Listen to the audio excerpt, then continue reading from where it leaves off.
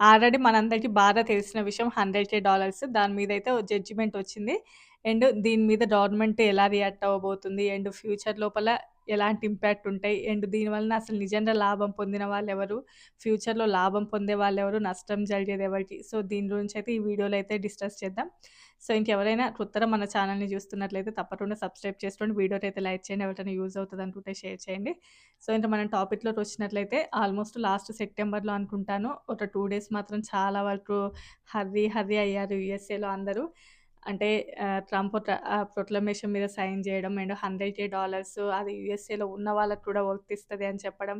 And తర్వాత 1 day తర్వాత ఒక కన్క్లూషన్ వచ్చింది లేండి గానీ, ఎవరైతే యూఎస్ బయట నుండి యూఎస్ఏలోకి వస్తున్నారో వాళ్ళు $100,000 పే చేయాలి అని జెప్పేసి. సో, అండ్ ఆల్రెడీ ఇప్పుడు ఈ ఇయర్ లాటరీ ప్రాసెస్ అయిపోయింది. ఆల్మోస్ట్ యూఎస్ఏ బయట నుంచి చాలా తక్కువ అప్లికేషన్స్ వచ్చాయి. దీని వలన ఫస్ట్ లాభం పొందిన వాళ్ళెవరైనా ఉన్నారు అంటే అది యూఎస్ఏలో ఉన్నటువంటి మాస్టర్స్ స్టూడెంట్స్ చాలా వరకు లాభం పొందారు. సుమారు 71.6% వరకు మాస్టర్స్ స్టూడెంట్స్‌కి ఈసారి లాటరీ లోపల పిక్ అయ్యారంట. అండ్ ఎవ్రీ ఇయర్ గూడా ఓన్లీ ఎవరైతే ఔట్ కంట్రీస్ నుంచి అంటే వేరే కంట్రీస్ నుంచి యూఎస్ఏలోకి వస్తూ ఉంటారో అందులోపల మాస్టర్స్ చేయకపోయినా కూడా కొంచెం యూఎస్ఏకి రావాలి అని చెప్పి ఇంట్రెస్ట్ చూపించే వాళ్ళ సంఖ్యనే 54.3% ఉండేదంట. అంటే వాళ్ళకి ఎక్కువ పిక్ అయ్యేది. బట్ ఈసారి ఈ $100,000 అనేదే మెయిన్ రీజన్ వలన ఓన్లీ యూఎస్ఏలో ఉన్నటువంటి స్టూడెంట్స్‌కే ఆల్మోస్ట్ 71.6% కొంచెం అటు ఇటు అయ్యి ఉంటది. వాళ్ళకి ఎక్కువ పిక్ అయ్యేదంట. సో, ఈ 100,000 వలన ఎవరైనా బాగా లాభం పొందిన వాళ్ళు ఎవరైనా ఉన్నారంటే అది యూఎస్ఏలో ఉన్నటువంటి స్టూడెంట్సే. సో, ఫ్యూచర్ లోపల ఇప్పుడు వచ్చినటువంటి జడ్జిమెంట్ ఏంటనేది చెప్తాను. ఆల్మోస్ట్ ఇండియన్స్‌కి పాజిటివ్‌గానే.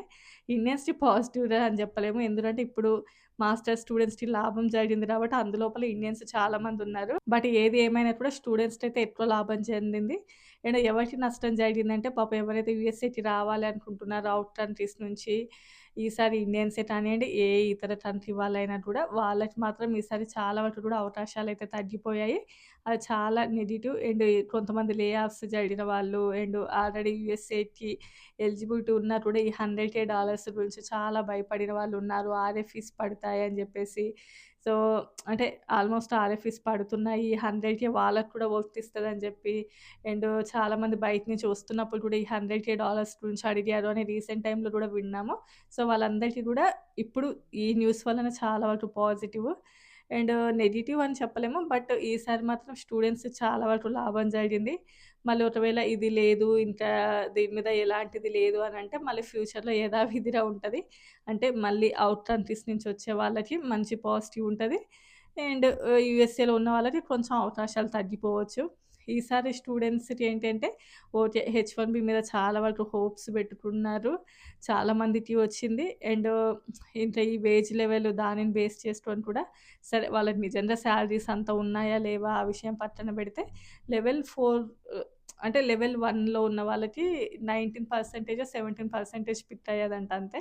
రిమైనింగ్ మొత్తం గూడా ఎవరికైతే మంచి సాలరీస్ ఉంటాయో వాళ్ళకి.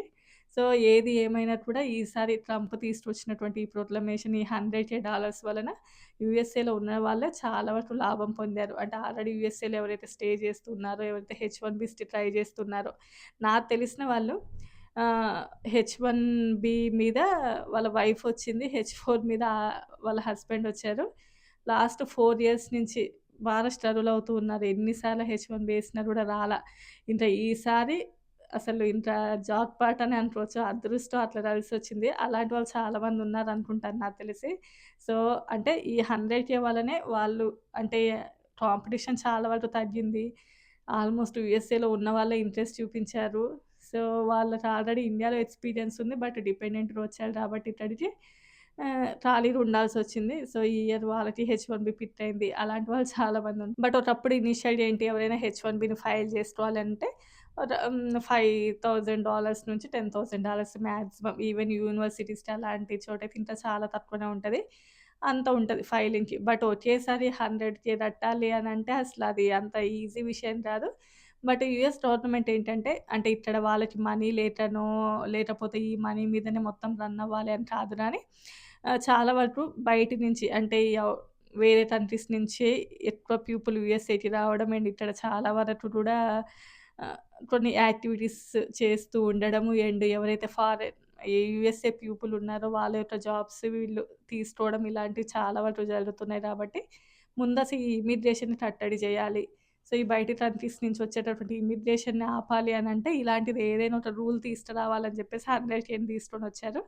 బట్ అది అంటే ఎప్పుడైనా కూడా ఒక కాంగ్రెస్ త్రూ రావాలి ఏదైనా ఇలాంటి బిల్లు. సో, ఇష్టం వచ్చినట్లుగానే ఇంక నేను ఇది పెడతాను, వేరే కంట్రీస్ నుంచి రాకూడదు. రావాలి అంటే ఇంత మనీ పే చేయాలి అని ఉండకూడదు అని చెప్పేసి ఆల్రెడీ మనం ఆ టైంలోనే మాట్లాడుకున్నాం దీని గురించి. అండ్ అప్పుడు వండర్ ఏంటి అంటే ఎవరైతే ఈ ఐటీ పీపుల్ ఉంటారో వీళ్ళే ఎక్కువ అంటే కోర్టుకెళ్ళకుండానే వేరే నార్మల్ పీపుల్ ఉంటారు కదా! అంటే ఫర్ ఎగ్జాంపుల్ హెచ్-1బీ అంటే ఓన్లీ ఐటీ పీపులే కాదు. ఇంకా చాలా కేటగరీస్ ఉంటాయి కదా! సో, ఎయిర్ వేరే అదర్ కేటగరీస్ ఆ టైంలో నేను వీడియోస్ చేశా కదా! ఇప్పుడు అది గుర్తు రావట్లేదు నాకు సడెన్‌గా. బట్ వేరే అదర్ వాళ్ళే చాలామంది కోర్ట్ చేశారంట. అంటే చాలా కష్టమవుతది మాకు 100కి అంటే అని జెప్పేసి. బట్ ఐటీ పీపుల్ చాలా అసలు వెయ్యలేదు అనేది విన్నాము ఆ టైం లోపల. But what ever it is ఏదైనా కూడా ఇప్పుడు ఇండియన్స్‌కి అని కాదు. ఎవరైతే ఈ 100కే పే చేసి రావాలి. బట్ ఫ్యూచర్‌లో ఇలా అయితే మాకు అమెరికాకి రావడం కష్టం ఇంకా ఆల్మోస్ట్ ఇంక హోప్స్ అన్నీ పోయాయి అని అనుకుంటారు గదా! వాళ్ళకైతే ఒక పాజిటివ్ న్యూస్ లాంటిది. ఏంటి అంటే ఇదే నేను ఇంతకుముందు చెప్పా గదా! కాంగ్రెస్ త్రూ రావాలి కానీ ఒక ప్రెసిడెంట్‌కి ఇలాంటిది చేయడానికి రైట్స్ ఉండవు. సో, ఇదొక ఇల్లీగల్ అని కాదు. బట్ ఇలాంటి రైట్స్ అయితే ట్రంప్‌కి ఉండవు అని జెప్పేసి అయితే తీర్పొచ్చింది. సో, ఇది చాలా వరకు కూడా పాజిటివే. బట్ ఇంకా నెక్స్ట్ ఇయర్ ఇంకా ఎలా ఉండబోతది? ఆల్రెడీ ఈ ఇయర్ చాలా వరకు ప్రాసెస్ అయిపోయింది కదా! బట్ ఎవరైనా అంటే ఇంకా ఉంటారు కదా! నాన్ ప్రాఫిట్ ఆర్గనైజేషన్స్ త్రూ కానియండి అండ్ ఇంకా కొంతమందికి అవకాశాలుంటాయి గదా! సో, వాళ్ళకి మేబీ పాజిటివ్ ఉండొచ్చు. బట్ అప్పుడే యూఎస్‌సీఎస్ కానియండి, వాళ్ళు అప్పుడే అప్‌డేట్ అవ్వదు. మేబీ అప్‌డేట్ చేయడానికి ఇంకొంచెం టైం పడతది. అంటే బోర్డర్ పెట్రోలింగ్ కానియండి వీళ్ళకి జస్ట్ ఇప్పుడే కదా మనం విన్నది. బట్ వాళ్ళు అప్‌డేట్ చేయడానికి కొంచెం టైం పడతది. అప్పుడే ఇంకా చాలా పాజిటివ్ అని జెప్పేసి అప్లై చేసుకోవడాలు అలాంటివి ఏదైనా చేస్తే ఆర్ఎఫ్ఈస్ పడే ఛాన్సెస్ అయితే ఉంటాయి. మేబీ ఇంకొక 1, 2 వీక్స్ అవుతే ఇంకా మనకి ఇంకొంచెం 100% క్లారిటీగా వచ్చేస్తది. అండ్ ఇప్పుడు అంటే ఫర్ ఎగ్జాంపుల్ ఇప్పుడు గవర్నమెంట్ అప్పుడే ఊరుకుంటదా అంటే మేబీ వీళ్ళేంటంటే ఇంకా నెక్స్ట్ లెవెల్ మళ్ళీ వీళ్ళు లేదు ఇలానే చేయాలి 100కే పెట్టాల్సిందే అని చెప్పేసి వీళ్ళు కూడా కోర్టుకెళ్ళే ఛాన్సెస్ అయితే ఉన్నాయి. బట్ నెక్స్ట్ మళ్ళీ ఏం తీర్పొస్తది? మళ్ళీ ట్రంప్‌కే పాజిటివ్ వస్తదా? లేదు అంటే లేదు ఈ 100కే ఉండకూడదు అని వస్తదా? అనేది ఇంకా మనకి ఫ్యూచర్‌లో ఫర్దర్‌గా తెలుస్తది. అండ్ అప్పటికే అంటే నెక్స్ట్ 100% నెక్స్ట్ హై లెవెల్‌కి అయితే వెళ్తారు. ఊరుకోరులేండి గాని. బట్ ఏమొస్తదనేది మనకి ఇంకా ఫ్యూచర్‌లో అయితే తెలుస్తది. But what ever it is present అయితే ఎవరైతే యూఎస్ఏకి రావాలి అని అనుకుంటున్నారో, అలాంటి వాళ్ళకి చిన్న హోప్ అనుకోవచ్చు. అంటే ఔట్ కంట్రీస్ నుంచి వచ్చే వాళ్ళకి. యూఎస్ఏలో ఉన్న వాళ్ళకైతే ఎలాంటి నష్టం లేదు. చెప్పాలంటే చాలా వరకు లాభమే జరిగింది.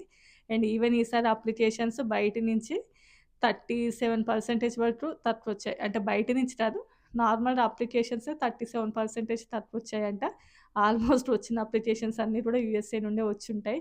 బయట నుంచి చాలా తక్కువొచ్చుంటాయి. సో, ఇంక ఇంతే అండి ఇన్ఫర్మేషన్ నాకు తెలిసిందైతే షేర్ చేశాను. వీడియోస్ నచ్చితే లైక్ చేయండి. కొత్తగా చూస్తుంటే సబ్స్క్రైబ్ చేసుకోండి. రేపు మరో మంచి వీడియోతో కలుద్దాం. Bye bye.